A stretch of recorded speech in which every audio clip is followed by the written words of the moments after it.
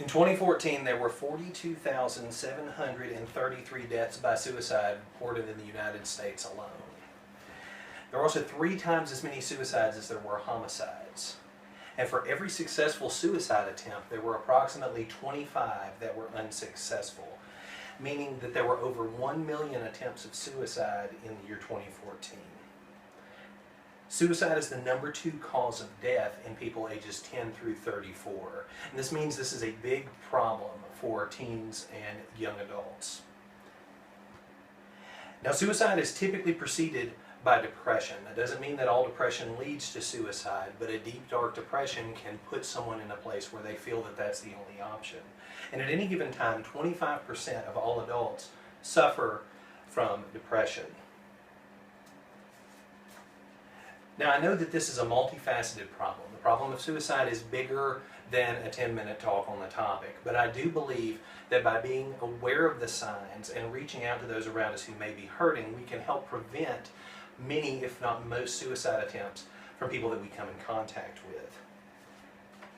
After today, I hope that we'll all be more well-equipped to reach out to those around us who are hurting and to potentially in danger from themselves, and in doing so, maybe save someone's life.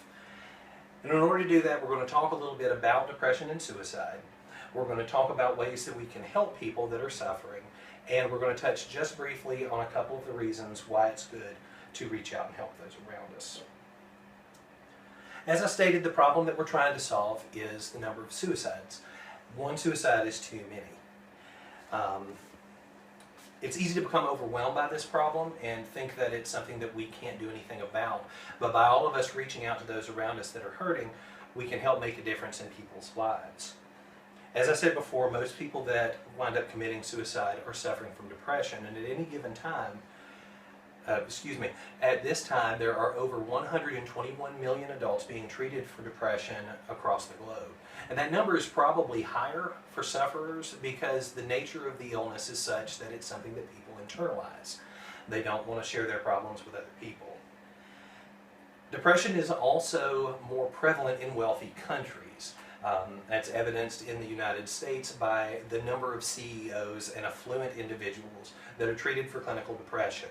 They're twice as likely to be depressed as, say, your Joe Sixpack working on the line somewhere. And then in the celebrity realm, we all remember the 2014 death of Robin Williams, which just goes to show that no amount of wealth or fame or success can remove you from the grip of depression if it's something that you're dealing with. The causes of depression vary from person to person. There are situational causes. Studies have shown that it's hereditary, that it can have a biological reason, a chemical reason, hormonal reasons. It's a multifaceted problem that has many, many different influencing factors. Given the statistics on teens and young adults that are dealing with depression and suicidal tendencies and their enjoyment of electronic devices, I think that we should look at the role of technology on depression and suicide around the world. One of the advantages of social media and the internet-connected devices are being able to keep in touch with people, but in doing so, we have made it easier for people to say things and do things behind a wall. It's easier for people to be cyberbullied and for there to be little to no recourse. In addition, text messages have taken over a lot of the conversations in people. Teens send an average of 2,000 text messages a month, but only make a couple of hundred phone calls. So it's a lot easier to hide behind the relative anonymous nature of sending a message to somebody than saying something to their face that can hurt them. If someone starts getting depressed, a lot of times the depression feeds off itself. It escalates. It's almost a cancerous effect where the depression eats off of the depression and creates a snowball effect that just continues rolling. It's also very, very easy for someone to start assigning negativity to things that maybe are not meant negative. It's just one of those things where you can't see the positive, you only see the negative. As the depression deepens, it's often easy to feel that there's no way out. The proverbial light at the end of the tunnel is faded, and the lies in our mind tells us that no one cares for us. We have no worth, and no one would care whether we lived or died. So how can we help? In order to help, we need to be aware of the signs. Listen out for calls to help. If someone makes a threat to their own life, take it seriously. Also listen out for people being particularly negative about themselves, saying they're a burden, they have no reason to live, that sort of thing. As I said before, a lot of depression and suicidal thoughts stem from people feeling they have no self-worth and that they're alone, basically. So by showing them that you care and reaching out to them, a lot of times you can counteract these thoughts. Listen to what they have to say without judgment. What they're dealing with may not seem like something major to you, but it's something that's of a life and death nature to them. If you feel like the situation has escalated to the point where you think they may take their own life, take action. The Substance Abuse and Mental Health Services Administration says to ask point blank whether someone plans on killing themselves if you think that they're going to. They say that this is not going to put the idea in their head, and it may give you the information you need to move forward. Stay with them at all times. Do not leave them by themselves, and keep them safe. Remove anything from the environment that they can use to harm themselves. You can also use the resources that are available, like the National Suicide Prevention Lifeline. There are trained counselors there 24/7 that you can talk to and help you work through these problems that you're dealing with, either with the person that is suffering or with someone that's trying to help. And if you feel like danger is imminent, please call 911.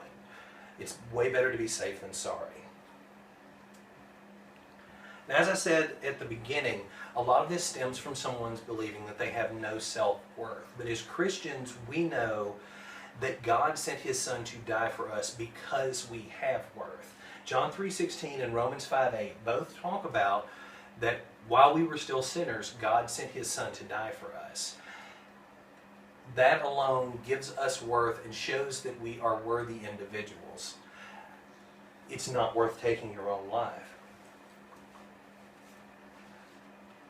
One of the advantages of saving someone or helping someone out in this situation is that they are uniquely equipped to deal with these problems with other people.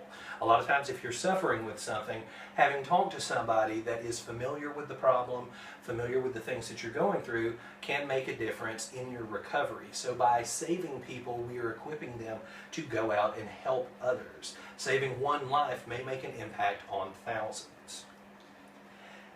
Given the nature of depression, we may never know who around us is struggling.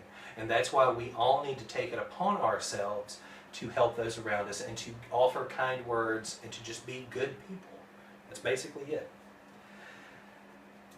So in closing, I know, again, that this is a complicated topic, and it's something that is a bit more complex than how we're making it here for the purposes of this talk.